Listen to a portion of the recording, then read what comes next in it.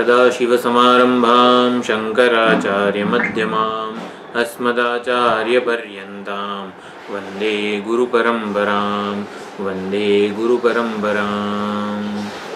ॐ नमो भगवते वैवस्वताय मृत्यवे ब्रह्मविद्याचार्याय नचिकेतसे च।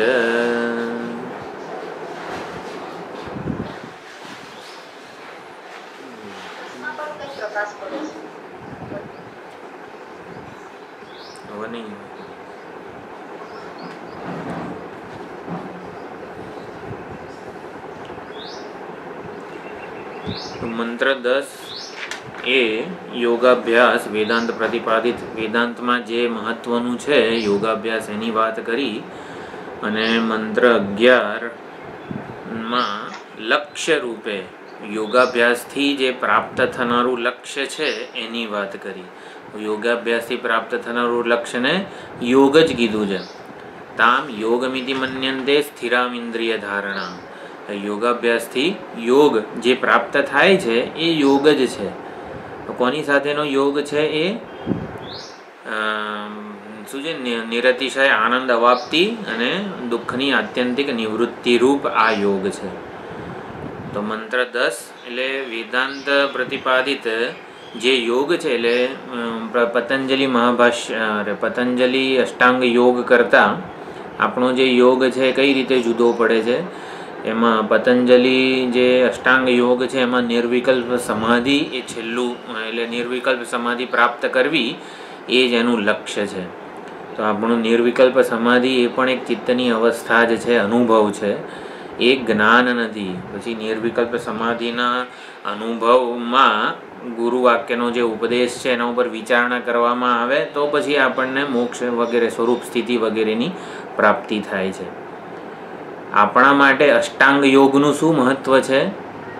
વેદાંતના શ્રોતા માટે અષ્ટાંગ યોગની મદદથી જ્ઞાન ધારણ થઈ શકે એવા અંતઃકરણનું નિર્માણ કરવું. અષ્ટાંગ યોગ પણ જ્ઞાન પ્રાપ્તિના ઉપાય રૂપે વેદાંતમાં ઉપદેશ આવેલો છે. આપણા બધા પ્રકરણ ગ્રંથો છે, આ ઉપનિષદોમાં પણ આ મંત્ર 10 જે છે બધી યોગની જ વાત કરે છે. તો એ કઈ રીતે અંતઃકરણનું નિર્માણ થાય, અંતઃકરણ જ્ઞાનને અનુરૂપ બને. જેમ કીધું કે આત્મા જેવો છે એવું અંતઃકરણ સામાન્ય રીતે બની જાય. આત્મા કેવો છે? સંન્યાસી છે. તો આપણી બુદ્ધિ પણ કોઈ સુખ અન્યત્ર છે એવા સંકલ્પ ના કરે, મન રાગદ્વેષપૂર્વક સુખને શોધવાના સંકલ્પો ના કરે. બહિર્મુક્તામાંથી મુક્તિ માટે આ બધું યોગાભ્યાસ એ ખૂબ જ અગત્યનો છે. પરંતુ આપણે પણ જ્ઞાન પ્રાપ્તિના ઉપાય રૂપે જ આ યોગનો ઉપદેશ આપવામાં આવે છે, અષ્ટાંગ યોગનો. એના દ્વારા અષ્ટાંગ યોગમાં ધ્યાન સમાધિ વગેરે જે છે કઈ રીતે પ્રાપ્ત થાય છે? શરીરમાં વિવિધ જે ચક્રો આવેલા છે એ ચક્રોના ધ્યાનપૂર્વક આ શું કહેવાય એકાગ્રતા છે ધ્યાનની વગેરે પ્રાપ્ત થતું હોય છે. ધારણા કક્ષાની એકાગ્રતા, ધ્યાન કક્ષાની એકાગ્રતા, સમાધિ કક્ષાની એકાગ્રતા કઈ રીતે પ્રાપ્ત થાય? ચક્રના ઉપર ધ્યાન કરવાથી. પરંતુ આપણે વેદાંતમાં કોનું ધ્યાન કરવાનું છે? સગુણ બ્રહ્મનું, ઈશ્વરનું, અથવા તો આપણા શાસ્ત્રો પ્રતિપાદિત જે ઈશ્વર તત્વ છે, ઈશ્વર તત્વ હોય, અવતાર તત્વ હોય, રામ કૃષ્ણ વગેરે જે છે એનું ધ્યાન કરવાનું આપણામાં વેદાંતમાં મહત્વ છે. કેમ? કારણ કે એનાથી દૃષ્ટ અને અદૃષ્ટ બંને પ્રકારના ફળ મળે છે. ઈશ્વરનું પ્રેમપૂર્વક ધ્યાન, ઉપાસના, આરાધના વગેરે કરીએ ત્યારે દૃષ્ટ ફળ શું મળે છે? આપણું અંતઃકરણ એકાગ્ર થાય છે. ઉપાસના, ધ્યાન વગેરે કરવાથી ઓમ નમઃ શિવાય વગેરે જે જપ કરીએ છીએ, જપ ધ્યાન વગેરે ઉપાસના, આ યોગ વગેરે જે છે એનાથી શું થાય છે? દૃષ્ટફળ એનું આવું મન એકાગ્રતા થાય, મન એકાગ્ર બને, ચંચળતા રૂપી દોષમાંથી, વિક્ષિપ્ત વગેરે દોષમાંથી મુક્ત બને. અને અદૃષ્ટ ફળ જે છે ને એ કેવું છે? આત્માના સ્વભાવને અનુકૂળ આપણું અંતઃકરણ, મન, બુદ્ધિ વગેરે બનતા જાય છે. એટલે આત્મ સ્વરૂપ આવિર્ભાવ થવાની અનુકૂળતા નિર્માણ પામતી જાય છે. એ અદૃષ્ટ ફળ છે. એ ખાસ અગત્યનું છે. અદૃષ્ટ ફળ સમજવું હોય આ યોગાભ્યાસનું આપણા માટે, તો અદૃષ્ટ ફળ ન મળે ને તો આ વેદાંતનો સંપૂર્ણ અભ્યાસ જે છે ને એ એકેડેમિક લાગે, કંઈક યાંત્રિક, હા હું મન બુદ્ધિ ચિત્ત અહંકાર નથી, આમ એકેડેમિક લાગે. એટલે બૌદ્ધિક કસરત રૂપ ઘણીવાર લાગતું હોય છે આ વેદાંતનું અધ્યયન. જ્યારે મોટા મોટા બધા ગ્રંથો ભણીએ ત્યારે ઘણીવાર એવું લાગે કે આ તો બધી બુદ્ધિની કસરત રૂપ છે, મારા જીવન સાથે કેમ એનો કોઈ સંબંધ થતો નથી. તો વેદાંતનું આ યોગાભ્યાસ વગેરે જે છે એનું અદૃષ્ટ ફળ મળ્યું નથી. એટલે અદૃષ્ટ ફળ મળે તો મારા જીવન સાથે આ વેદાંતનો જે બોધ છે ને એને આપણે સાંકળી શકીએ. અને એટલા માટે અદૃષ્ટ ફળ મળે એટલા માટે શાસ્ત્ર પ્રતિપાદિત સગુણ બ્રહ્મનું ધ્યાન અહીંયા કરવાનું છે, નહીં કે ચક્રો ઉપરનું ધ્યાન. વેદાંતમાં પણ યોગાભ્યાસ ખૂબ જ અગત્યનો છે, પણ કેવો છે કે જેમાં ઈશ્વર સાથે પ્રેમપૂર્વક સ્નેહપૂર્વક આપણું જોડાણ થયેલું હોય, પ્રેમથી એનું નામ જપ ધ્યાન વગેરે લેવાય. એટલે એ અદૃષ્ટ ફળ ખૂબ જ મહત્વનું છે. અને એટલા જ માટે ભગવદ્ ગીતાના ભાષ્યમાં પણ ઘણી વખત આ કૃતોપાસ્તી અકૃતોપાસ્તી વગેરે જે આ એક ટેકનિકલ શબ્દ અહીંયા ભાષ્યમાં હોય છે. તો કૃતોપાસ્તી એટલે શું, આ ભેદ સ્વરૂપાનંદજી મહારાજ બહુ સુંદર રીતે કહેતા હોય છે કે જેણે ઈષ્ટના દર્શન સુધીની ઉપાસના કરેલી છે, ઈષ્ટદેવના સગુણ બ્રહ્મની દર્શન પર્યંતની જેણે ઉપાસના ભક્તિ કરેલી છે એને નિધિધ્યાસન કરવાની જરૂર પડતી નથી. એને શ્રવણ માત્રથી તત્વમસી મહાવાક્યના બોધ પ્રમાણે બ્રહ્માકાર વૃત્તિ જન્મે છે અને એ જ્ઞાનનિષ્ઠ એને પ્રાપ્ત થઈ જાય છે. ઉપાસનાનું આ વેદાંત પ્રતિપાદિત યોગનું આટલું બધું મહત્વ છે. કૃતોપાસ્તી એટલે જેને એને નિધિધ્યાસન કરવાની જરૂર પડતી નથી, શ્રવણ માત્રથી વેદાંત બોધમાં નિષ્ઠા પ્રાપ્ત થઈ જાય છે. શ્રવણ માત્રથી જ હું શરીર ઇન્દ્રિય મન બુદ્ધિથી જુદો એવો સર્વવ્યાપક ચૈતન્ય છું, સર્વાત્મા છું, બ્રહ્મ છું, પૂર્ણ છું એવું બોધ એને, એવા બોધમાં એને નિષ્ઠા પ્રાપ્ત થઈ જાય છે. નિધિધ્યાસન શેના માટે જરૂરી છે? નિધિધ્યાસનથી શું થાય? નહીં, નિધિધ્યાસનથી અંતઃકરણ શુદ્ધ ના થાય. આપણી ખોટી સમજો જે છે, જૂના સંસ્કાર છે, એ ડેમોલિશ થાય, નવા સંસ્કાર અનુકૂળ કરતા જાય. વિપરીત ભાવનાથી મુક્તિ એટલે દેહાધ્યાસ કે જે ખોટા સંસ્કારો કીધા એ જ પ્રમાણે વિપરીત ભાવના, હું દેહ છું એ વિપરીત ભાવના છે. વિપર્યયથી મુક્તિ માટે, વિપર્યય એટલે શું, સ્વાભાવિક રીતે આ શરીરને હું માનવાના સંસ્કાર અનાદિકાળથી છે. એટલે શ્રવણજન્ય જ્ઞાન હોય છતાં પણ વ્યવહારમાં દેહ રૂપે જ વ્યવહાર થતો હોય છે. દેહ કેવો પરિચ્છિન્ન છે, એટલે દેહ રૂપે વ્યવહાર થવો એટલે શું, પરિચ્છિન્ન રૂપે વ્યવહાર થાય છે. એટલે કે હું મારું સંકુચિત સ્વાર્થ વગેરે જે બધું છે એ સાચવીને વ્યવહાર થતો હોય છે. તો એ વિપરીત ભાવના જે વિપર્યય છે એને દૂર કરવા માટે સ્વાભાવિક ટેવ, સ્વાભાવિક એટલે જ ટેવ અથવા ટેવથી થઈ જતું તાદાત્મ્ય, સ્વાભાવિક રીતે જે શરીર ઇન્દ્રિય મન બુદ્ધિ સંઘાત સાથે તાદાત્મ્ય થઈ જાય છે એની નિવૃત્તિ માટે નિધિધ્યાસન કીધેલું છે. એ નિધિધ્યાસન કરવાની જરૂર કૃતોપાસ્તીને રહેતી નથી, કે જેણે ઈષ્ટના દર્શન સુધીની આ ઉપાસના કે ભક્તિ કરેલી છે પ્રેમપૂર્વક, એને શ્રવણ માત્રથી જ્ઞાન થઈ જાય છે, શ્રવણ માત્રથી જ્ઞાનમાં સ્થિર થઈ જાય છે, નિષ્ઠા એની થઈ જાય છે. એટલે મંત્ર 10 વડે જે યોગાભ્યાસનું આખું નિરૂપણ થયું, યદા પંચાવતિષ્ઠન્તે જ્ઞાનાની મનસા સહ બુદ્ધિશ્ચન વિચેષ્ટતિ. આ જે છે ને મંત્ર 10 એ આખો ભગવદ્ ગીતાના અધ્યાય 6 નો બેઝ મંત્ર છે. આના ઉપરથી જ જાણે કે ભગવદ્ ગીતાનો 6થો અધ્યાયનો આખો ઉપદેશ થયેલો છે. તો આવો યોગાભ્યાસનું શું મહત્વ? એવા અંતઃકરણનું નિર્માણ કરવું કે જેમાં આત્મા પોતે પોતાને પ્રકાશિત કરે. આપણું કામ શું છે? આત્માને જાણવાનો કે પરમાત્માને જાણવાનો એ તરફ આપણો પ્રયત્ન નથી. આપણો પ્રયત્ન, આપણી સાધના એવા અંતઃકરણનું નિર્માણ કરવું કે જેમાં પરમાત્મા પોતે પ્રસન્ન થઈને એના નિરૂપાધિક સ્વરૂપને પ્રગટ કરે. એટલે એ યોગાભ્યાસથી આ એવા અંતઃકરણનું નિર્માણ થાય છે કે જે આત્માના સ્વભાવને અનુકૂળ હોય. આત્માને અનુકૂળ હોય ને એવું અંતઃકરણનું નિર્માણ થાય છે. આત્માનો સ્વભાવ શું છે? અસંગતા, વૈરાગ્ય, સંન્યાસી. આત્મા નિત્ય સંન્યાસી છે. આ બધો આત્માનો સ્વભાવ છે. એવું અંતઃકરણ બની જાય. આત્માના સ્વભાવ પ્રમાણે એને અનુરૂપ અંતઃકરણ બની જાય એ યોગાભ્યાસ છે. એટલે લગભગ આત્મા જેવું બની જાય છે અંતઃકરણ, આત્માના સ્વભાવ જેવું બની જાય છે. પછી મંત્ર 10 વાત કરી. મંત્ર 11 જે લક્ષ્ય પ્રાપ્ત થાય છે, તામ યોગમિતિ મન્યન્તે સ્થિરામ ઇન્દ્રિય ધારણા.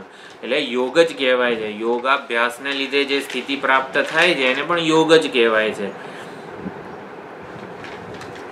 એટલે એક એવો યોગ છે પ્રભવાપ્ય, એટલે કે નિરતિશય દુઃખ પ્રાપ્તિનો યોગ એટલે સંયોગ, અને આ દુઃખનો આત્યંતિક વિયોગ, એવો આ યોગ પ્રાપ્ત થાય છે. અને મંત્ર 12 શ્રદ્ધાનું મહત્વ કીધું છે. શ્રદ્ધા શબ્દ પણ સત ધાતુમાંથી જ બને છે. એટલે શ્રદ્ધા એટલે આસ્તિક્ય બુદ્ધિ છે એવી બુદ્ધિને શ્રદ્ધા કહેવામાં આવે છે. ઈશ્વર છે, જગત કારણ છે, જગત એમને મધ્ધરતાલ અસ્તિત્વમાં, બિગ બેંગ થિયરી, એક વિસ્ફોટ થયો અને જગત સર્જાઈ ગયું, એ મધ્ધરતાલ આવ્યું નથી. દરેક કાર્ય જે છે એ એના કારણમાં વિદ્યમાન હતું અને માટે અભિવ્યક્ત થયું છે. કારણમાંથી કાર્યની અભિવ્યક્તિ થાય છે, ઉત્પત્તિ થતી નથી. એટલે એ ખાસ અહીંયા વેદાંતમાં સમજવાનું છે.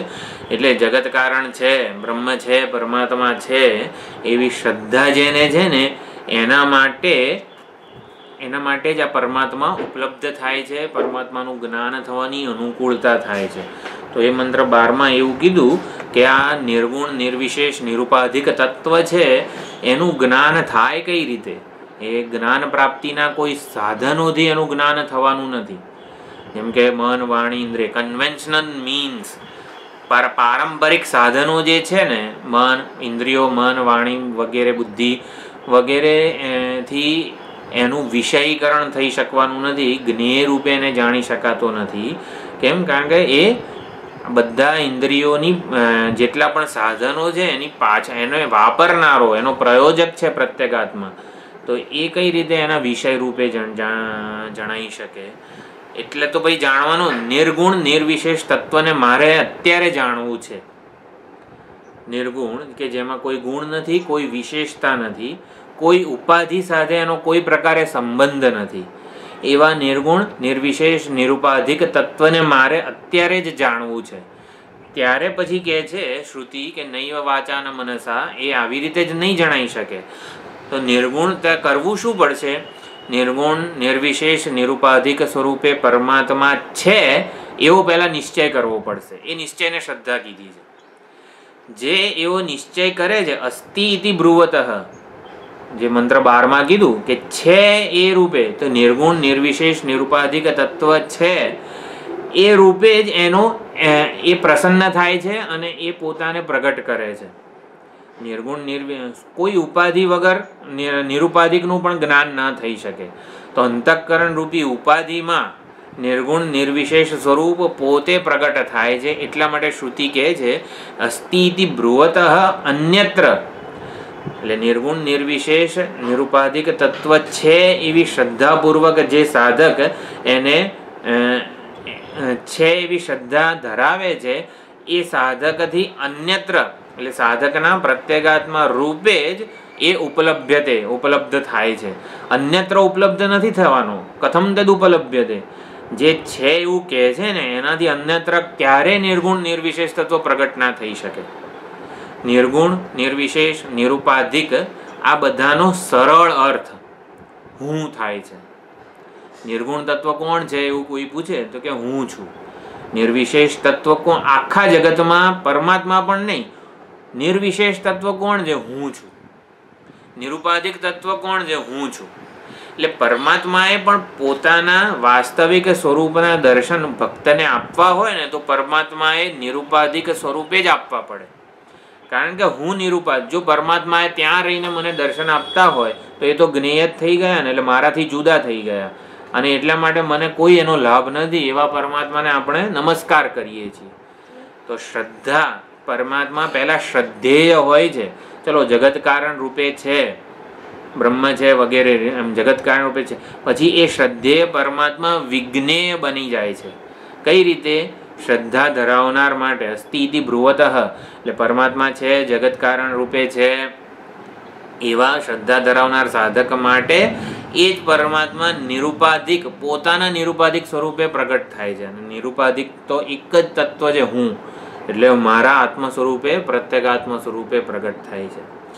પરમાત્માને આ જ વસ્તુ 10મા અધ્યાયમાં કીધી ને, તેષામ એવાનું કંપાર્થમ અહમ અજ્ઞાનજમ તમઃ નાશયામી આત્મભાવસ્થ. પરમાત્મા પોતે જ્ઞાનદીપ પ્રગટાવીને આત્મ સ્વરૂપે પ્રગટ થાય છે. તેષામ સતત યુક્તાનામ ભજતામ પ્રીતિપૂર્વકમ દદામી બુદ્ધિયોગમ, બુદ્ધિયોગ આપે છે કે જેના લીધે એ આ નિરુપાધિક તત્વ નિરુપાધિક સ્વરૂપે જાણી શકે.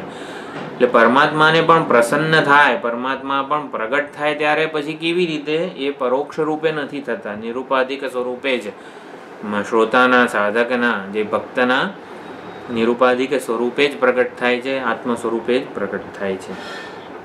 એટલે 12મા મંત્રમાં આવી રીતે આ નિર્ગુણ નિર્વિશેષ નિરુપાધિક તત્વને આ ચાર્વાકો, સાંખ્યો, નૈયાયિકો કોઈ સ્વીકારતા નથી, માત્ર આ વેદાંતી સ્વીકારે છે. અને એના માટે આ નિર્ગુણ નિર્વિશેષ નિરુપાધિક તત્વ એટલે શું? સૌથી સરળ તત્વ, સૌથી સરળ, કે જેમાં કોઈ આડંબર નથી, કોઈ વિશેષતા નથી, કોઈ ગુણ નથી, એવો તો હું જ છું. એવું કઈ રીતે કહેવાય? સૌથી સરળ જે છે ને એ હું છું.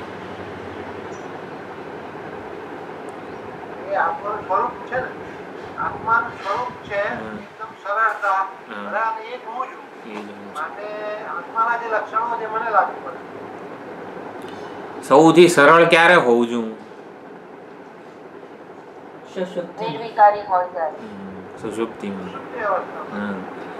સુષુપ્તિમાં કેવો હોવું જોઈએ? સૌથી સરળ, બધાને એકદમ પ્રેમ અને દયા આવી જાય ને એવો હોવું જોઈએ. કેવો સરસ બાળક સૂતું હોય, એટલે કોઈ જ પ્રકારના કોઈ વિશેષતા હોતી નથી સુષુપ્તિના હુંમાં. કેમ? બધી વિશેષતાઓનો ત્યારે ત્યાગ થયેલો હોય છે. અને એ વખતે જે હું હોઉં છું ને એ સૌથી સરળ નિર્વિશેષ હું હોઉં છું. અને એ જ મારું સાચું સ્વરૂપ. વિશેષતા તો અધ્યારોપને લીધે, વિશેષતાઓનો માત્ર ને માત્ર અધ્યારોપ થયેલો છે મારા ઉપર. બીજી એક વાત, નિર્ગુણ નિર્વિશેષ નિરુપાધિક તત્વ અસ્તિ ઇતિ બ્રુવતઃ અન્યત્ર ન ઉપલભ્યતે. એટલે કે નિર્ગુણ નિર્વિશેષ તત્વની જ્યારે વાત થાય ત્યારે જાણે કે આમ અતીત, ટ્રાન્સેન્ડેન્ટલ રિયાલિટી એવું કહેવાય છે, જે બધાનું અતિક્રમણ કરીને રહેલું છે, બધાથી અતીત છે, મન અને વાણીથી અતીત છે, જગતથી અતીત છે, એવા તત્વનું અહીંયા એવું તત્વ એટલે નિર્ગુણ કે નિર્વિશેષ તત્વ છે. તો એવું અતીત તત્વ કઈ એટલે આપણને આમ જાણે કે એકદમ આમ એક્સાઇટમેન્ટ લાગે, અતીત છે ને એ બધું, પરંતુ એ તો હું જ છું, મારું સ્વરૂપ છે. નિર્વિશેષ તત્વ એકમાત્ર હું જ છું. અને એટલે એ આપણને અપ્રાપ્ત લાગે છે કારણ કે શ્રદ્ધા નથી. તો શ્રદ્ધાને લીધે એ જ નિર્વિશેષ તત્વ હું રૂપે વિજ્ઞેય બને છે. શરૂઆતમાં નિર્વિશેષ વગેરે જાણે કે પરોક્ષ અતીત છે ને એવું બધું લાગે, પરંતુ પછી એ જ વિજ્ઞેય બની જાય છે, વિશેષ રૂપે એ જ્ઞાત થાય છે, વિજ્ઞાત થાય છે. એટલે આત્મ સ્વરૂપે જ જ્ઞાતવ્ય છે આ નિર્વિશેષ તત્વ, એ તો હું જ છું. નિર્ગુણ બ્રહ્મ એટલે બ્રહ્મનું નિર્ગુણ સ્વરૂપ છે એવું કહેનારથી અન્યત્ર ક્યાંય એ ઉપલબ્ધ થવાનું નથી. તો પછી કઈ રીતે પ્રગટ થાય છે નિર્ગુણ નિર્વિશેષ તત્વ? એની ગઈ વખતે ચર્ચા કરી રહ્યા હતા. દ્રષ્ટા શ્રોતા મનતા વિજ્ઞાતાના સ્વરૂપે, તો દ્રષ્ટાના સ્વરૂપે એ નિર્ગુણ નિર્વિશેષ નિરુપાધિક તત્વ રહેલું છે અને પ્રગટ થાય છે, પ્રસન્ન થાય છે, અનુકૂળ બને છે. અનુકૂળ બને છે એટલે હું રૂપે એ પોતાને પ્રગટ કરે છે.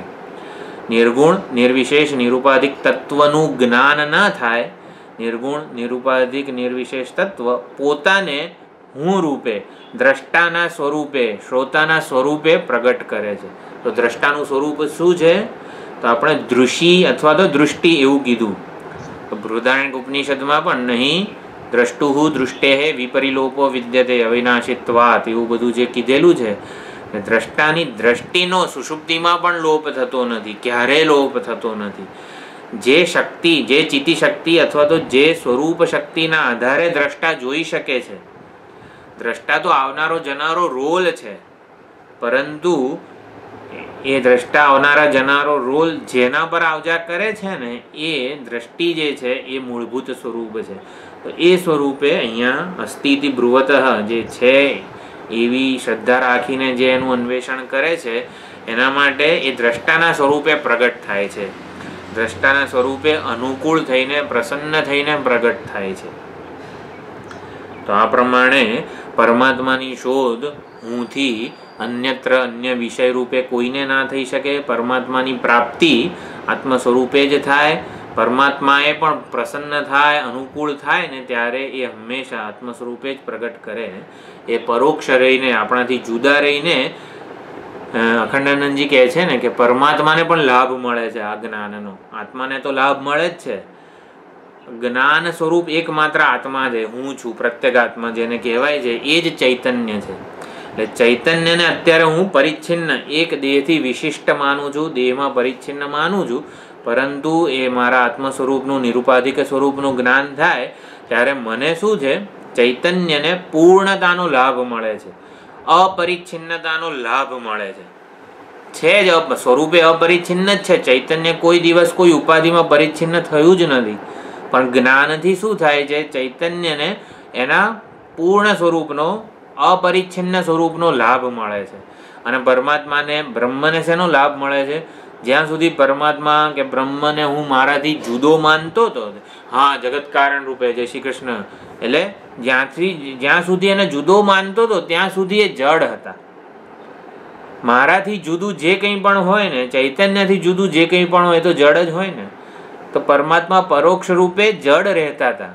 તો પરમાત્માને પણ લાભ મળે છે હું જ્ઞાન પ્રાપ્ત કરું ને એનાથી. એટલા માટે પરમાત્મા અનુકૂળ થાય છે, પ્રસન્ન થાય છે અને આત્મ સ્વરૂપે પ્રગટ થાય છે. નિરુપાધિક સ્વરૂપે જ પ્રગટ થવા એ મથી રહ્યા છે.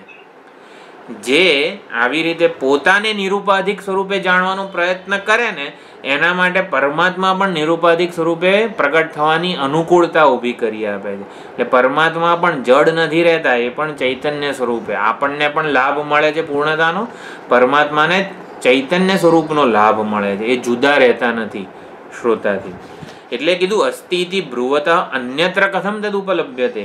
એટલે જે શ્રદ્ધા રાખીને એનું આવી રીતે નિરુપાધિક સ્વરૂપને જાણવાનો પ્રયત્ન કરી રહ્યો છે, એના સ્વરૂપે, દ્રષ્ટાના સ્વરૂપે, શ્રોતાના સ્વરૂપે, વિજ્ઞાતાના સ્વરૂપે જ એ પોતાને પ્રગટ કરે છે અને એનું જ્ઞાન થાય છે. એટલે જ્યાં સુધી હુંથી જુદા એવા પરમાત્માને સમજીએ છીએ, પરમાત્મા તો મારાથી જુદા છે, હું કઈ રીતે પરમાત્મા હોઈ શકું, એટલે હુંથી જુદા જ્યાં સુધી પરમાત્માને સમજીએ છીએ, માનીએ છીએ, કથમ તદ ઉપલભ્યતે, ત્યાં સુધી ક્યાંથી એની પ્રાપ્તિ થશે?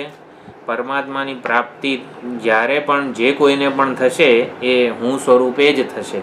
હું સ્વરૂપે જ એની શોધ કરવાની છે, હું સ્વરૂપે જ એનું અન્વેષણ કરવાનું છે, હું સ્વરૂપે જ એને જાણવાનો છે.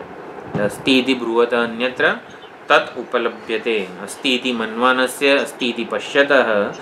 જે જોઈ રહ્યો છે ને એનાથી જુદા દેશ કાળ કે વસ્તુ રૂપે એ મળવાનો નથી. જે જોઈ રહ્યો છે, કોણ જોઈ રહ્યો છે? દ્રષ્ટા જોઈ રહ્યો છે. દ્રષ્ટાના સ્વરૂપથી અન્યત્ર એની ઉપલબ્ધિ થવાની નથી.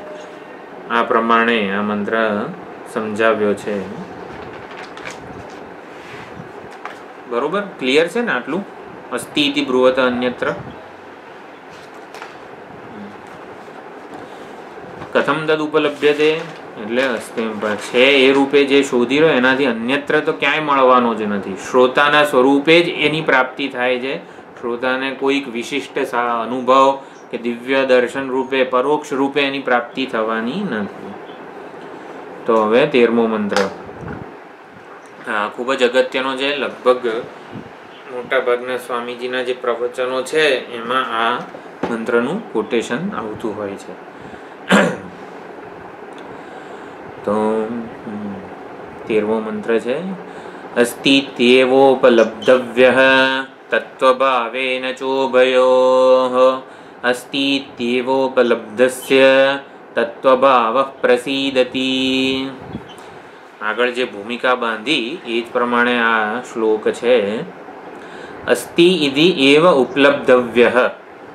આત્મા નિરુપાધિક પરમાત્મા જે છે એ અસ્તિ ઇતિ એવ ઉપલબ્ધવ્યઃ. ઉપલબ્ધવ્યઃ એટલે એની ઉપલબ્ધિ કરવી જોઈએ, ગ્રહણ કરવું જોઈએ, જાણવો જોઈએ. તો આત્મા આવો નિરુપાધિક નિર્વિશેષ તત્વ એટલે પહેલા તો છે એ રૂપે એનું ગ્રહણ થવું જોઈએ. ભલે સગુણ સોપાધિક રૂપે જગત કારણ રૂપે છે. આપણા વ્યવહારને યોગ્ય પહેલા બને. એકવાર વ્યવહારને યોગ્ય બને ને પછી એને વિશેષ રૂપે જાણવાની ઈચ્છા થાય. તો પરમાત્માને ઈશ્વરને સૌથી પહેલા વ્યવહાર યોગ્ય બનાવવા પડે. જગતમાં વ્યાપ્ત રૂપે એને ઓળખવા પડે.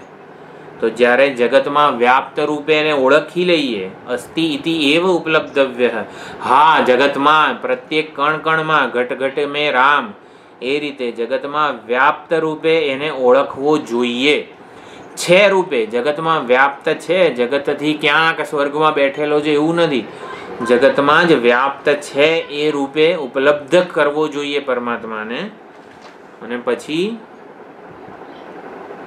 તત્વભાવેન ઉપલબ્ધવ્યઃ. જો શ્લોકમાં આવી રીતે થશે. સૌથી પહેલા અસ્તિ ઇતિ એવ ઉપલબ્ધવ્યઃ અને પછી તત્વભાવેન ઉપલબ્ધવ્યઃ. એકવાર છે એ રૂપે પરમાત્માનો સાક્ષાત્કાર થાય. સાક્ષાત્કાર થાય એટલે એ વ્યવહાર યોગ્ય બને કે હા, શ્રદ્ધાનો વિષય છે. પછી એની સાથે એ આપણા વ્યવહારનો, આપણા પ્રેમનો વિષય બને. ઈશ્વર માટેનો પ્રેમ ધીમે ધીમે વધતો જાય. પછી તત્વભાવેન ઉપલબ્ધવ્યઃ. પછી એને નિરુપાધિક સ્વરૂપે જાણવો જોઈએ. પહેલા સોપાધિક સ્વરૂપે છે એ રૂપે એને જાણ્યા પરમાત્માને. જગતમાં વ્યાપ્ત છે, જગતના કણે કણમાં વ્યાપ્ત છે, અંતર્યામી છે. બધા જીવોનો અંતર્યામી છે નહીં, બધા જડનો અંતર્યામી છે, બધા જીવોનો અંતરાત્મા છે. બધી જ જડ વસ્તુઓનો એ અંતર્યામી છે. મરચાની તીખાશ કોણે રચી છે? અંતર્યામીને લીધે તીખાશ છે. અગ્નિમાંથી અંતર્યામી આ યક્ષ ના જતા રહે તો પછી અગ્નિદેવ બાળી ના શકે. એટલે બધાનો અંતર્યામી છે અને બધા ચેતન જીવોનો અંતરાત્મા છે. આવી રીતે છે રૂપે એને ઉપલબ્ધ કરી લીધો એકવાર કે હા, પરમાત્મા તું ગમે તે વેશ ધારણ કરીને આય ને, તને તો હું ઓળખી જ લઈશ. એટલે એ પ્રમાણે ઉપલબ્ધિ કરી પછી તત્વભાવેન ઉપલબ્ધવ્ય. પછી એને નિરુપાધિક સ્વરૂપે જાણવો જોઈએ. ઉપાધિના એટલે અંતઃકરણના ચશ્મા પહેરીને જોઈશું તો પછી એનું સોપાધિક રૂપ જ જણાશે. પછી એને નિરુપાધિક સ્વરૂપે ઉપાધિના આલંબન વગર જાણવો જોઈએ. અંતઃકરણની વૃત્તિના અધિષ્ઠાન રૂપે એને જાણવો જોઈએ. તત્વભાવ આ છે. સુંદર અર્થ કરે છે બધા આચાર્યો આ તત્વભાવનો. સ્વરૂપે જાણવો જોઈએ, નિરુપાધિક સ્વરૂપે જાણવો જોઈએ એવો સરળ અર્થ કરીએ તો તત્વભાવેનો ઉપલબ્ધવ્ય એને આવી રીતે ઉપલબ્ધ કરવો જોઈએ, જાણવો જોઈએ, વિજ્ઞાત બનાવવો જોઈએ. અને પછી ચ ઉભયો અસ્તિ ઇતિ એવ ઉપલબ્ધસ્ય. આનો જે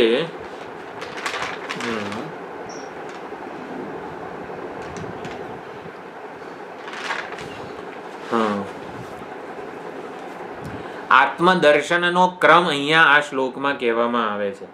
સૌથી પહેલા શું છે? અસ્તિ જગત કારણ રૂપે જગતમાં વ્યાપ્ત, જગત કારણ લક્ષણ સદ્રૂપેન એવ અયમાત્મા જ્ઞાતવ્ય.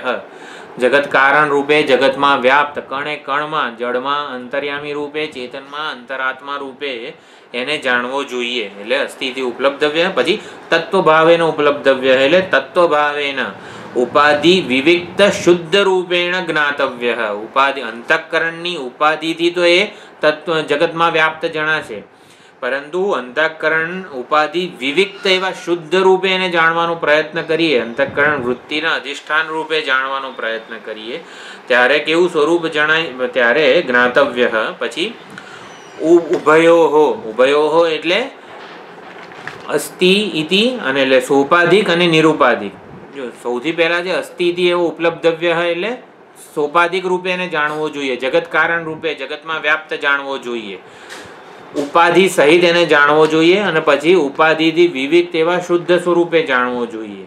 તો ઉભયોહો એટલે અસ્તિત્વ અને તત્વભાવ બંને રૂપે, અસ્થિ રૂપે અને તત્વભાવ એટલે એના સ્વરૂપે ઉક્તયોહો ઉભયોહો સોપાધિક નિરુપાધિકયોહો એ બેમાંથી ઉભયોહો કઈ વિભક્તિ છે?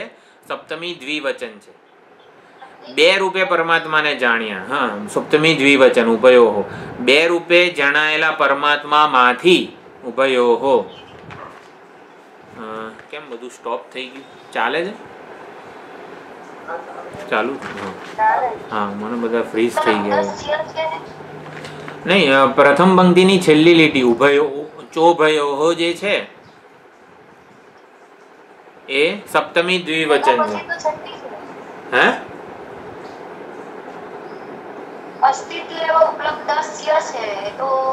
એ છઠ્ઠી છે. એ તો છઠ્ઠી છે. ઉભયોહો કઈ વિભક્તિ થાય?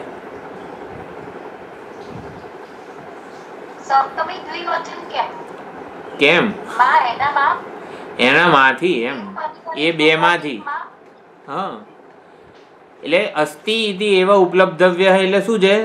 સોપાધિક રૂપે પરમાત્મા નહીં ઉપલબ્ધિ કરવી જોઈએ. પછી કીધું તત્વ ભાવે ન ઉપલબ્ધવ્ય, પછી એને તત્વ સ્વરૂપે ઉપલબ્ધ કરવો જોઈએ. એ બે વાક્યો થયા.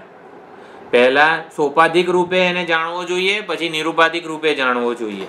હવે સોપાધિક રૂપે જણાયેલા પરમાત્મા અને નિરુપાધિક રૂપે જણાયેલા પરમાત્મા એ બે માંથી સોપાધિક રૂપે જે રહેલા છે અસ્થિ ઇતિ એવા ઉપલબ્ધસ્ય, એવી રીતને અહીંયા ક્રમ છે.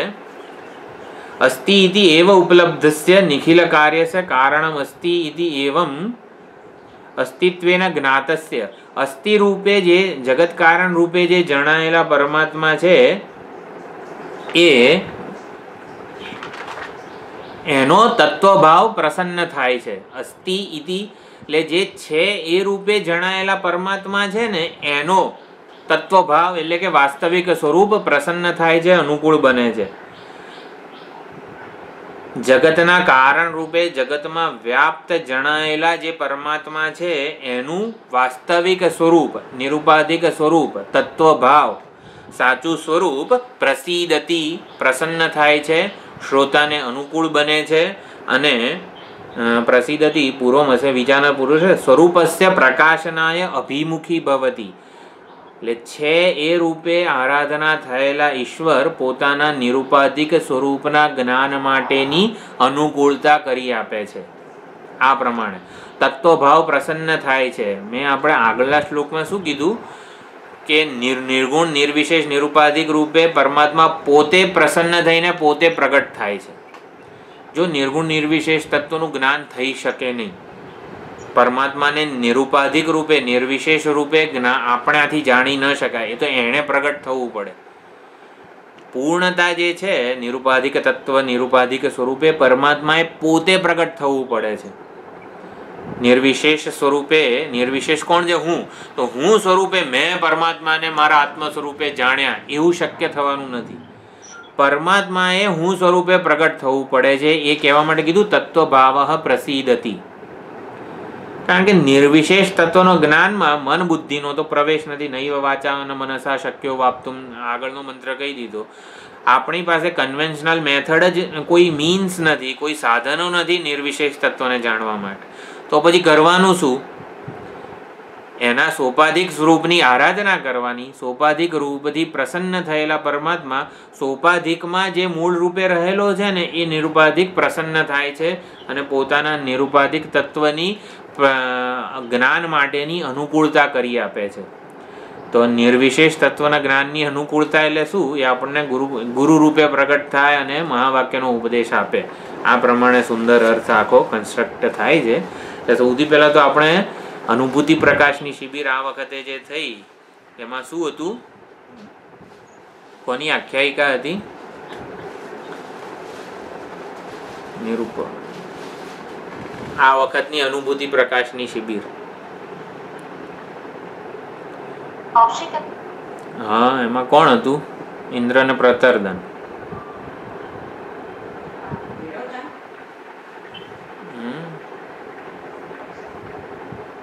એમાં અજાત શત્રુ અને ગાર્ગ્ય. અજાત શત્રુ અને ગાર્ગ્ય. તો ગાર્ગ્ય કોણ હતા? સગુણ બ્રહ્મ નો સાક્ષાત્કાર ગાર્ગ્યએ કરેલો હતો. ગાર્ગ્ય બાલાકી, તૃપ્ત બાલાકી એટલે ઘમંડી. ઘમંડી તો જે હોય આ પણ સંબંધ નથી, પરંતુ ગાર્ગ્ય માટે શું હતું? ગાર્ગ્યએ સગુણ બ્રહ્મનો સાક્ષાત્કાર કરેલો હતો. સગુણ બ્રહ્મ પ્રાણ કહેવાય છે. તો સગુણ બ્રહ્મ એટલે આખું વિરાટ સ્વરૂપે જગતમાં વ્યાપ્ત, જગત કારણ રૂપે જે વ્યાપ્ત છે પરમાત્મા, એની એ હું રૂપે ઉપાસના કરતો હતો, અથવા તો એને એટલો નજીક એ પહોંચી ગયો હતો સગુણ બ્રહ્મની કે હું રૂપે જ એ જાણતો હતો સગુણ બ્રહ્મને. મૂર્ધા એવ સુતેજાહાન વગેરે જે છે, એટલે આખા વિરાટ પુરુષમાં એનો અહંભાવ હતો સગુણ બ્રહ્મમાં. સગુણ બ્રહ્મની આરાધના કરવાથી ગાર્ગ્યને શું થયું? સગુણ બ્રહ્મની ઉત્કૃષ્ટ આરાધના. હા હા, એટલે ગાર્ગ્ય ને સગુણ બ્રહ્મની આરાધના કરવાથી એને પરમાત્માએ પ્રસન્ન થઈને અજાત શત્રુ પાસે મોકલી આપ્યો. બંધ થઈ નિર્ગુણ માટે અંતઃકરણ એનું તૈયાર.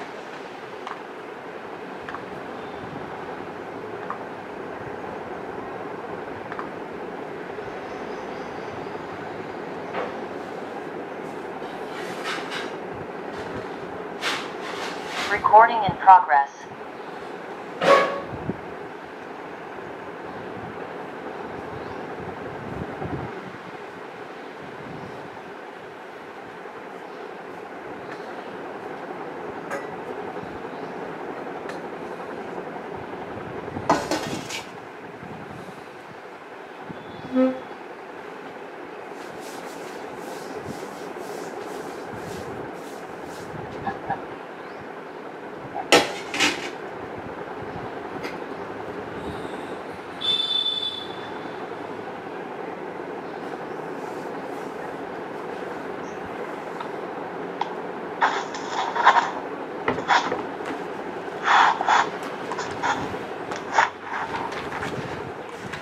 તો અજાત શત્રુ પાસે મોકલી આપ્યો એ પરમાત્માએ. એટલે તક ઊભી થઈ નિર્ગુણ સ્વરૂપે જાણવાની, નિર્વિશેષ સ્વરૂપે જાણવાની. સુષુપ્તિના સુંદર વિચારણા દ્વારા આખું તક ઊભી થઈ. એટલે સગુણની આરાધનાથી સગુણ રૂપે સગુણનો વેશ જેણે પહેરેલો છે એ નિર્વિશેષ તત્વ તો જાણે છે ને કે આ મને ભજી રહ્યો છે. સગુણ તો વેશ છે નિર્ગુણનો. સગુણ અને નિર્ગુણ એવા કોઈ બે જુદા પરમાત્મા નથી. હા, હું તો સગુણની ભક્તિ કરીશ, નિર્ગુણ નહીં. એટલે સગુણ એ વેશ છે નિર્ગુણનો. એટલે સગુણનો વેશ જેણે પહેરેલો છે એ વેશધારી પરમાત્માને તો ખબર છે ને કે આ મારી ભક્તિ કરી રહ્યો છે, મારી ઉપાસના કરી રહ્યો છે, મને જ હું સ્વરૂપે જાણી રહ્યો છે, ઉત્કૃષ્ટ ઉપાસના છે. તો એને તો ખબર છે આવી. એટલે એ પ્રસન્ન થાય છે અને પછી એવા નિર્ગુણ નિર્વિશેષ નિરુપાધિક તત્વના જ્ઞાનની અનુકૂળતા ગાર્ગ્યને ઊભી કરી આપે છે. તો અનુકૂળતા ઊભી કરવા માટે ગાર્ગ્યને શું કર્યું? ગાર્ગ્ય માટે પરમાત્માએ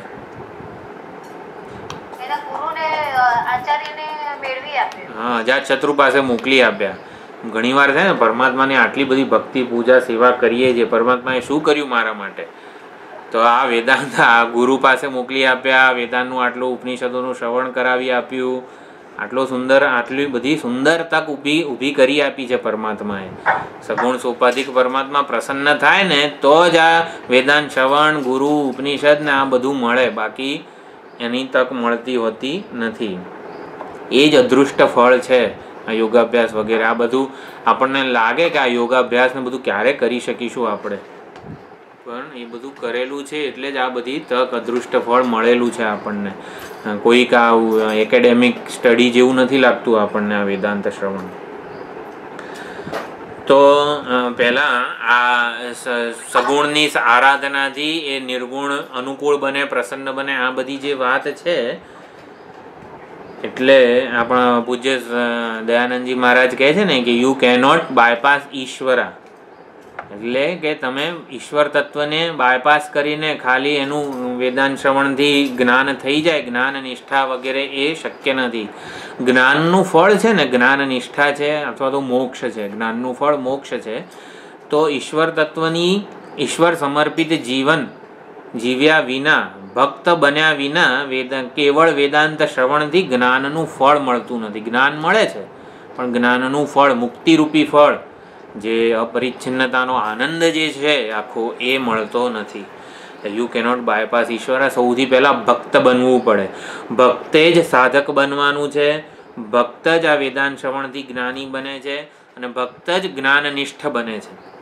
ઈશ્વરનો ભક્ત જે છે એટલા માટે અસ્તિ એવ ઉપલબ્ધવ્ય વિધિ કીધી છે અહીંયા, કે આવી રીતે ભક્ત જ ગુણાતીત બને છે, ભક્ત જ સ્થિતપ્રજ્ઞ બને છે. એટલે આવો ભક્ત એટલે અહીંયા આવી રીતે જગત કારણ રૂપે, જગતના ઉપાદાન રૂપે, સમગ્ર જગતમાં વ્યાપ્ત એવા પરમાત્માને જે આરાધે છે. એટલે કે જડના સરળ રીતે સમજીએ, કોઈ પણ રીતે બ્રિંગિંગ ઈશ્વર ઇન ટુ અવર લાઈફ, કોઈ પણ રીતે ઈશ્વર તત્વની વિચારણા સાથે જીવન જીવતો હોય છે એને ભક્ત કહેવાય. કોઈ પણ કાં તો સવારે આવું વેદાંતનું શ્રવણ ચાલતું હોય તો ઈશ્વરનું જે નિરુપાધિક સ્વરૂપ છે એની વિચારણા થાય છે. પછી વ્યવહાર કરતો હોય ત્યારે કે હા મારા આ કર્તવ્ય, કોઈ કર્તવ્યની જવાબદારીપૂર્વક એ કરતો હોય તો બસ આ કર્તવ્યરૂપી પુષ્પો હું આ ઈશ્વરને અર્પણ કરું છું.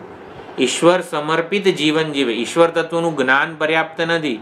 હા, ઈશ્વર સર્વવ્યાપક છે, સર્વજ્ઞ છે, સર્વશક્તિમાન છે, આપણા બધાનું હિતેચ્છુ છે, કરુણા વરુણાલય છે, બહુ સુંદર. તો એનાથી શું કરવાનું? ઈશ્વરને સમર્પણ કરવાનું મહત્વ છે. ઈશ્વરને આપણા જે કંઈ પણ સર્વધર્માન પરિત્યજ્ય, આખી શરણાગતિની જે મામ એકમ શરણમ વ્રજ, એમાં સુંદર શરણાગતિની આખી પગથિયા સ્વામીજીએ સમજાવેલા છે.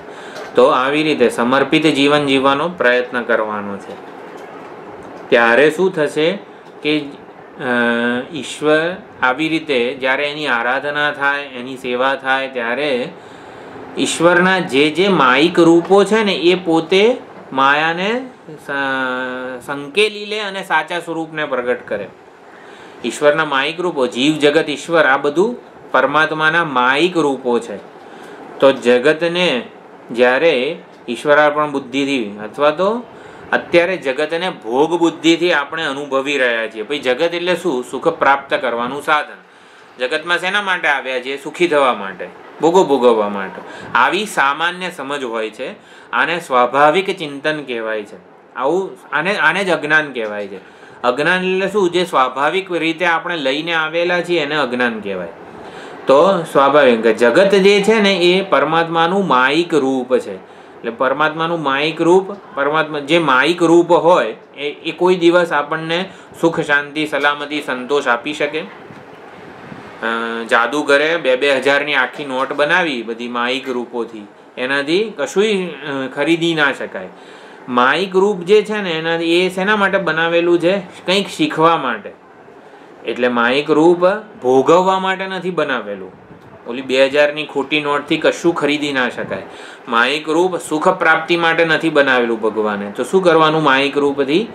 એ જગતના જે માયિક રૂપ જે છે પરમાત્માનું, એનું યોગ બુદ્ધિથી સેવન કરવાનું છે, ભોગ બુદ્ધિથી નહીં. જગતની જ્યારે યોગ બુદ્ધિથી જગતનું સેવન કરવામાં આવે ત્યારે જગત પોતાના વાસ્તવિક સ્વરૂપને પ્રગટ કરે. એ જ જગત પ્રસન્ન થયું કહેવાય. અથવા તો જગતરૂપી માયિક રૂપ જેનું છે એ પરમાત્મા પ્રસન્ન થાય છે. એટલે પરમાત્માનું ભોગ બુદ્ધિથી સેવન નહીં, પણ માયા વડે જે આ મોહિત સ્વાભાવિક ચિંતન થઈ જાય છે એવું નહીં, પરંતુ યોગ બુદ્ધિથી સેવન કરીએ તો જગતનું સાચું સ્વરૂપ જણાય. જગતનું સાચું સ્વરૂપ અથવા તો જગત પ્રસન્ન થાય. જગત રૂપે રહેલા પરમાત્મા પ્રસન્ન થાય. તો થાય પ્રસન્ન થાય એટલે શું? જગત પ્રસન્ન થાય એટલે આપણને શું લાભ મળે? એનો સાચું સ્વરૂપ જણાય.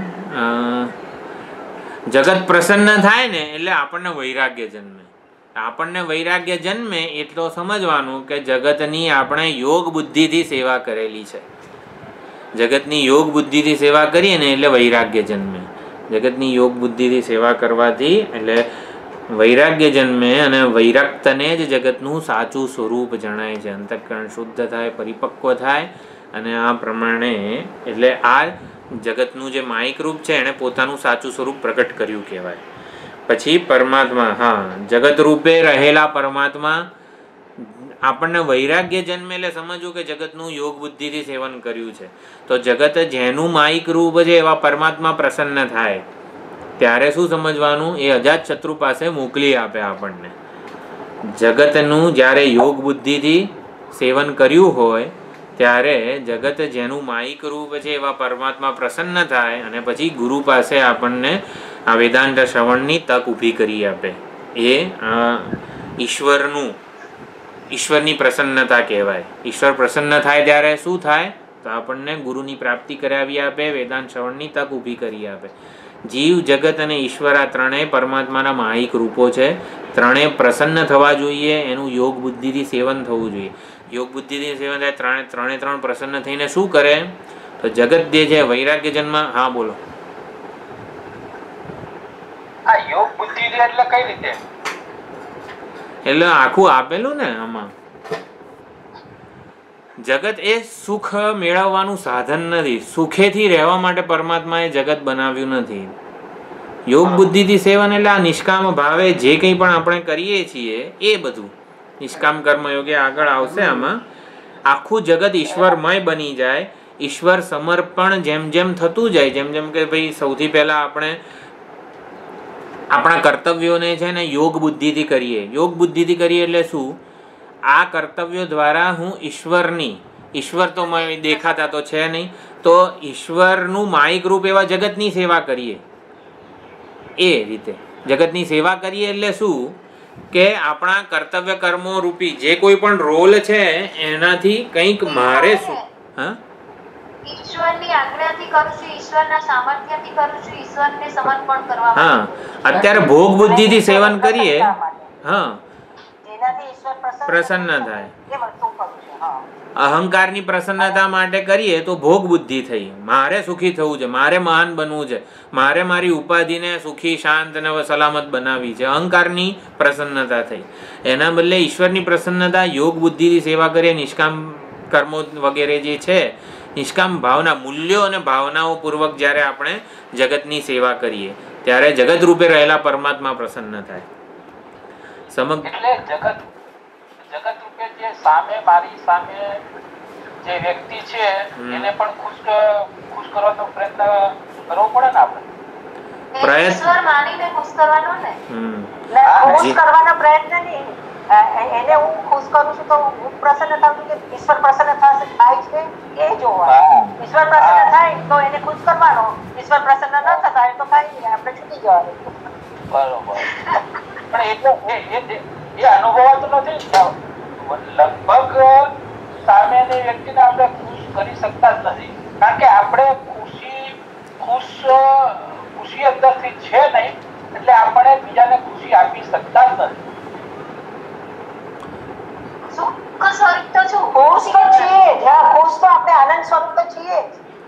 ના, એટલે આનંદની વહેંચણી આપણે કરતા નથી.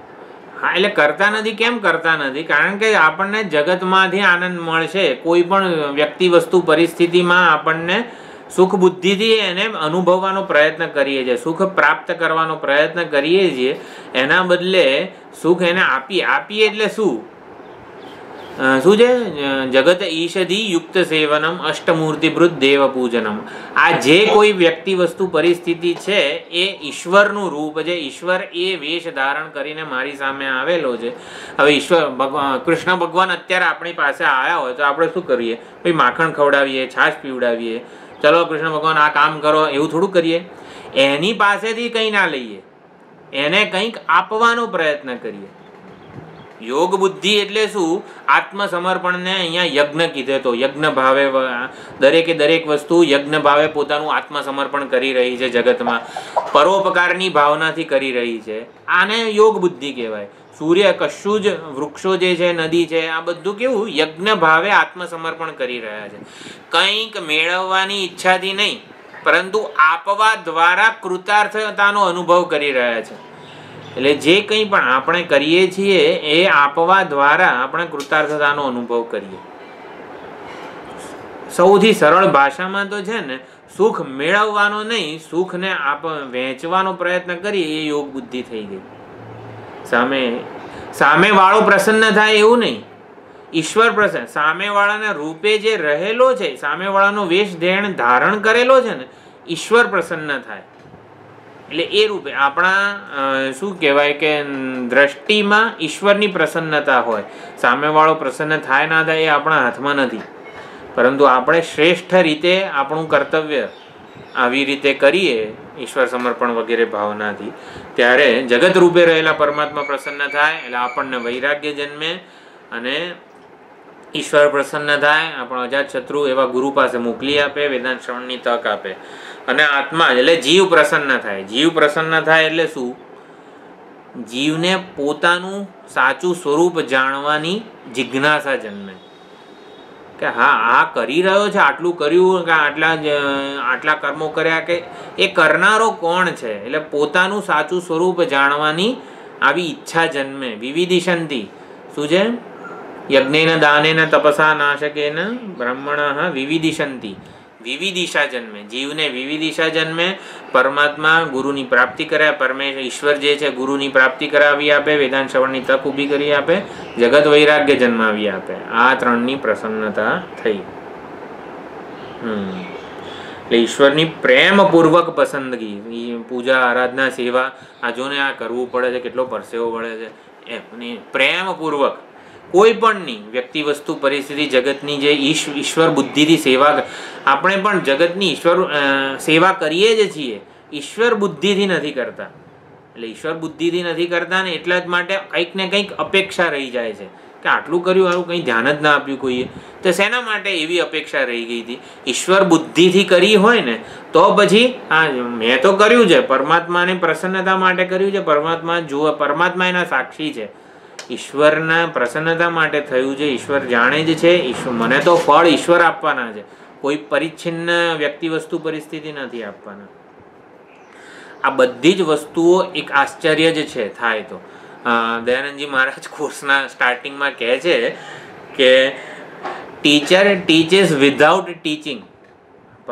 ગુરુ જે છે નિર્ગુણ નિર્વિશેષ તત્વનું જ્ઞાન કરાવે, હવે એમાં મન વાણી તો કશું પ્રવેશી શકતા નથી. Teacher teaches without teaching. Student gets understanding without understanding. એટલે કંઈ સમજે છે ને એવું સ્ટુડન્ટ પણ કહી શકતો નથી. અને student gets liberated without getting liberated. કે મુક્તિ મળે છે કોને? એ કોને મુક્તિ મળે છે ને એ પણ અનિર્વચનીય જ છે. જે મુક્ત હતો એ જ મુક્ત થાય છે. કોને મુક્તિ મળે છે? જે હતો નહીં અહંકાર. હવે અહંકાર તો પ્રાતિભાષિક વસ્તુ છે, એટલે without liberated. So if student doesn't understand it is not wonder. જો કોઈને ખબર ના પડે આ નિર્ગુણ ને નિર્વિશેષ બધું તો એ કંઈ આશ્ચર્ય નથી. સ્ટુડન્ટ સમજી જાય ને, શ્રોતા સમજી જાય ને વિવક્ષા, એ જ સૌથી મોટું આશ્ચર્ય છે. હવે આ બધું આશ્ચર્ય જ રૂપ છે, અને માટે અહીંયા કીધું છે કઠોપનિષદ જેવા ઉપનિષદમાં પણ એવું કીધું છે, અસ્તિ ઇતિ એવ ઉપલબ્ધવ્ય. જગત કારણ રૂપે જગતના પરમાત્માને પ્રસન્ન કરીએ, એની આરાધના કરીએ, ત્યારે પ્રસન્ન થયેલા પરમાત્મા છમાંથી છું રૂપે પ્રગટ થાય. નિર્ગુણ નિર્વિશેષ તત્વની છે રૂપે જ્યારે આરાધના થઈ હોય ત્યારે એ છું રૂપે પ્રગટ થાય, ઇઝનેસમાંથી એમનેસ થાય. એટલે આ છે રૂપે રહેલા પરમાત્મા પોતાને છું રૂપે પ્રગટ કરે, એ પરમાત્માની સાચી કૃપા છે, સાચો અનુગ્રહ છે. બાકી રમકડા આપે, આપણને જે જોઈતું હોય આપે, એ કંઈ પરમાત્માની સાચી કૃપા નથી. પરમાત્મા તમે સાચા સ્વરૂપે પ્રગટ થાઓ. એટલે સાધના અહંકારપૂર્વકની, અથવા અહંકારપૂર્વકની એટલે કે સાધના કંઈક કરીએ, હું આટલું કરું, ચલો આ તીર્થયાત્રાએ જઈ આવું ને અહીંયા આ કરું, આટલું શ્રવણ કરી લઉં. એટલે સાધના કરવા કરતાં ઈશ્વર સમર્પિત જીવન જીવવું એ વધારે ઉત્કૃષ્ટ છે, વધારે સરળ છે ઈશ્વરની નજીક જવા માટે, ઈશ્વરના પ્રસન્નતા પ્રાપ્ત થાય એના માટે. યદૃચ્છાલાભ સંતુષ્ટ વગેરે, એ સૌથી પહેલા ભક્ત કે સાધુ બનવાનું છે. સમ્યક વ્યવસિતો હિ સહ, એટલે ભક્ત માટે શું છે, સૌથી વધારે મહત્વનું સમ્યક વ્યવસાય છે. ઈશ્વર છે, મારો હિતેચ્છુ છે વગેરે, એ ઈશ્વર સાથે પ્રેમપૂર્વકનું જોડાણ થવું. ભક્ત કોને કહેવાય? ઈશ્વર સાથે જે પ્રેમપૂર્વક જોડાયેલો છે. પરમાત્મામાં પ્રેમ જન્મે ને એ હેતુથી જ આ જપ, ધ્યાન, સેવા, પૂજા વગેરે આ બધા અંગો જે છે એનું વિધાન થયેલું છે. એટલે પ્રેમ જન્મતો જાય એ કરતા કરતા ઈશ્વર માટે, પછી પ્રેમપૂર્વક એ થતો. શરૂઆતમાં શું છે, ઈશ્વરમાં પ્રેમ જન્મે એ માટે પૂજા, સેવા, આરાધના વગેરે હોય છે. પછી પ્રેમપૂર્વક એ થતી જતી હોય છે. એટલે ઈશ્વર તત્વની સમજપૂર્વક, ઈશ્વરના સ્વીકારપૂર્વક, આપણા રાગદ્વેષ, આપણા પક્ષપાતથી નહીં. ઈશ્વર સમર્પિત જીવન જીવવું એટલે શું? મારા રાગદ્વેષપૂર્વક જીવન જીવવું ને એ અહંકારને પ્રસન્ન, એટલે ઈશ્વર સમર્પિત જીવન જીવવું એટલે જેમાં અહંકારનું એટલે કે રાગદ્વેષનું, પક્ષપાતનું, કોઈ પ્રકારના વહેરા આંતરાનું જ્યાં સ્થાન છે એ અહંકારની પ્રસન્નતા છે. પરંતુ કોઈ રાગદ્વેષ ના હોય, રાગદ્વેષ પૂર્વક નહીં, ઈશ્વરને ધ્યાનમાં રાખીશું ને તો રાગદ્વેષ નિર્મૂળ થતા જશે. એટલે કોઈ વ્યક્તિ, વસ્તુ, પરિસ્થિતિમાં ઈશ્વર બુદ્ધિપૂર્વક એની સેવા કરીએ, આરાધના કરીએ, એની સાથે વ્યવહાર કરીએ ઈશ્વર બુદ્ધિપૂર્વક, ત્યારે એ યોગ બુદ્ધિ થઈ. એટલે આ પ્રમાણે ઈશ્વર સમર્પિત જીવનથી અંતઃકરણ શુદ્ધ થતું જાય. સર્વમ ખલુ ઇદમ બ્રહ્મ, એ બધું જે છે શાસ્ત્ર વાક્ય આપણા માટે સાક્ષાત વ્યવહાર યોગ્ય બનતું જાય છે.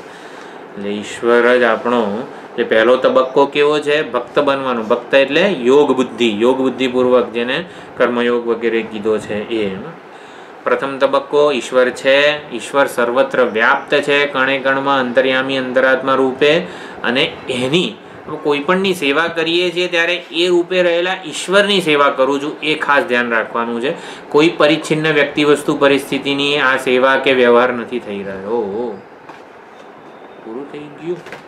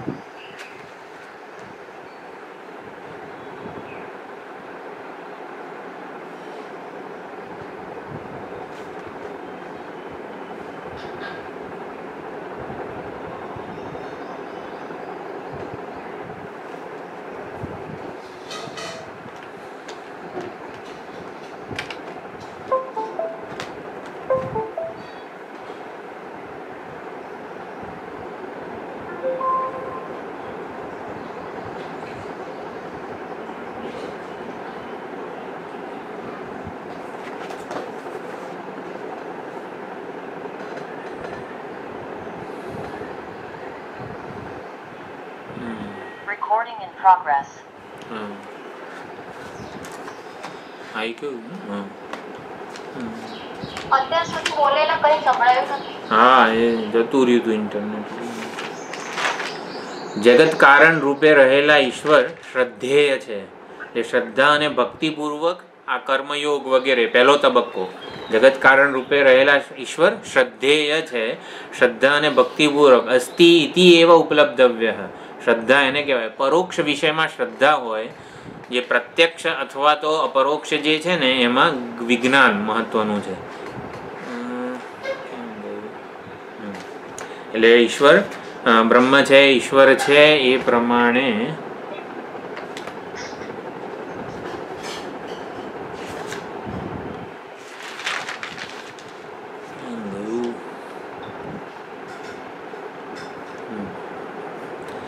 તો જગત કારણ રૂપે રહેલા ઈશ્વર શ્રદ્ધેય છે. શ્રદ્ધેય છે એટલે આપણા શરણ્ય છે, એની શરણાગતિ સ્વીકારવાની છે.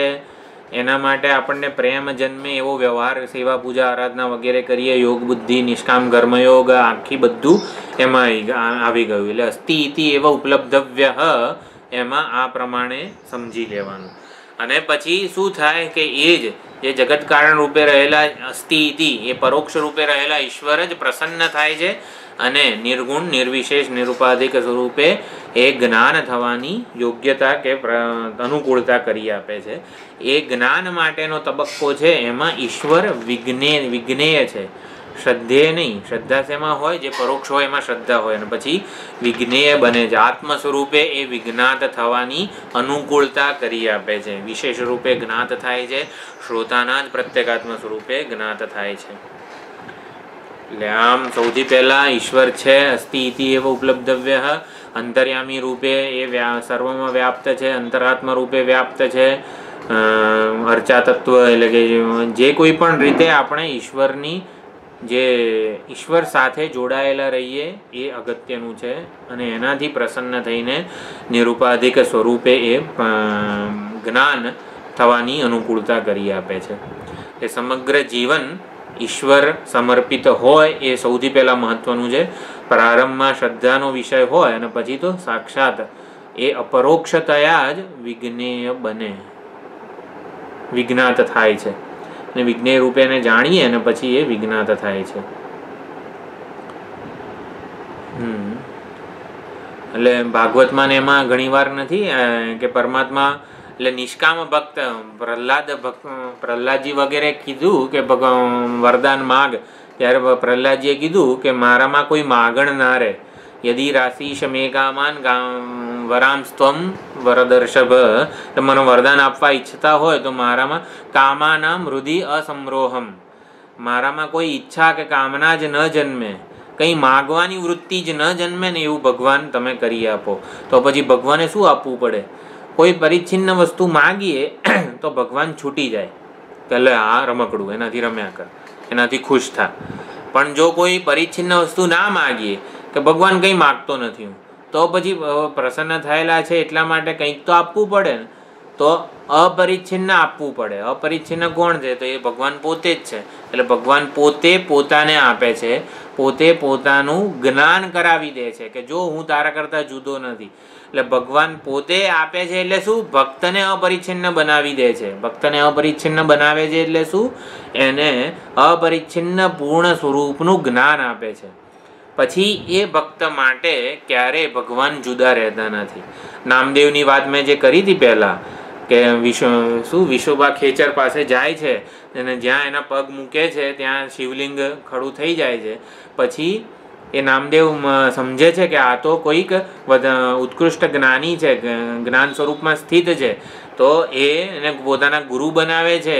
અને ગુરુ બનાવે છે ત્યારે શું કરે છે? ગુરુ રૂપે વિશોબા ખેચર નામદેવને સાક્ષાત ઈશ્વરના દર્શન તો થતા જ હતા. પરિચ્છિન્ન રૂપે કૃષ્ણ ભગવાન સાથે એ વ્યવહાર કરતા હતા, એમને જમાડતા હતા, સ્નાન કરાવતા હતા, બધું કરતા હતા. બધો વ્યવહાર નામદેવ કરતા હતા, પરંતુ પરમાત્માનું સાચું સ્વરૂપ જાણતા નહોતા. તો ગુરુ રૂપે આવે છે જ્યારે પરમાત્મા, ત્યારે શું કરે છે? પરમાત્માના સર્વાત્મ સ્વરૂપની ઓળખ આપે છે. બ્રહ્મ સ્વરૂપની, સર્વાત્મ સ્વરૂપની, સર્વ વ્યાપક સ્વરૂપની ઓળખ આપે છે. પછી એ ઓળખ, એ જ્ઞાન પ્રાપ્ત થયું નામદેવને. પછી નામદેવ પોતાના ઘરે જ રહે છે. તો ભગવાન એમને શોધતા આવે છે, એટલે તું કેમ મને ખવડાવતો નથી, મને કેમ નૈવેદ્ય ધરતો નથી, મને કેમ સ્નાન કરાવતો નથી? કે ભગવાન હવે તો મેં તમારું તાત્વિક સ્વરૂપ જાણી લીધું છે, હવે તો બધે જ તમે છો, બધે જ તમારી સાથે હું વ્યવહાર કરું છું. હવે કોઈ પરિચ્છિન્ન રૂપે ભગવાન તમને હું જાણતો નથી. એટલે પરિચ્છિન્નતા જે છે ને, મારે કંઈ પરિચ્છિન્ન જોઈતું નથી. પરિચ્છિન્ન રૂપે ભગવાન પણ નથી જોઈતા, પરિચ્છિન્ન રૂપે સુખ જોઈતું નથી, કંઈ નહીં. અપરિચ્છિન્ન સ્વરૂપે પ્રગટ થાય છે એ આ તત્વભાવ પ્રસિદ્ધથી. એટલે પરમાત્મા પોતાના યાથાત્મ્યને પ્રગટ કરે છે, વાસ્તવિક સ્વરૂપને પ્રગટ કરે છે. હા, એટલે પરમાત્માનો તત્વભાવ પ્રસિદ્ધથી એવું શ્રુતિમાં છે. શું છે? અસ્તિદેવ લબ્ધસ્ય તત્વભાવ પ્રસિદ્ધથી. તત્વભાવ પ્રસિદ્ધથી એટલે શું? તત્વનો ભાવ એટલે તત્વભાવ. તો એવો અહીંયા કોઈ વિભક્તિ પ્રત્યે રહેલો નથી તત્વ અને ભાવ વચ્ચે. તત્વ સ્વરૂપ, તત્વભાવ એટલે જ સ્વરૂપ પરમાત્માનું. એટલે પોતાનું સ્વરૂપ પ્રગટ કરે છે. જેમ બ્રાહ્મણનું શરીર, તો બ્રાહ્મણ અને શરીર વચ્ચે કંઈ એમાં નોની નૂના કોઈ વિભક્તિ પ્રત્યે ના લગાવવાનો, એક જ છે.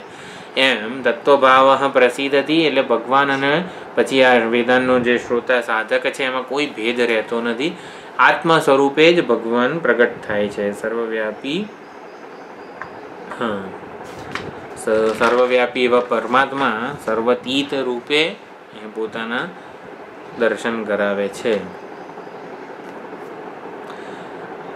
પરમાત્મા જીવ જગત અને ઈશ્વરના ભેદ આપણને કેમ જણાય છે? આપણે પોતાને અંતઃકરણની ઉપાધિથી પરિચ્છિન્ન અંતઃકરણની ઉપાધિરૂપી ચશ્મા પહેરીને આપણે જગતને જોઈએ છીએ ત્યારે જગત જુદું અને સુખનું સાધન લાગે આપણને.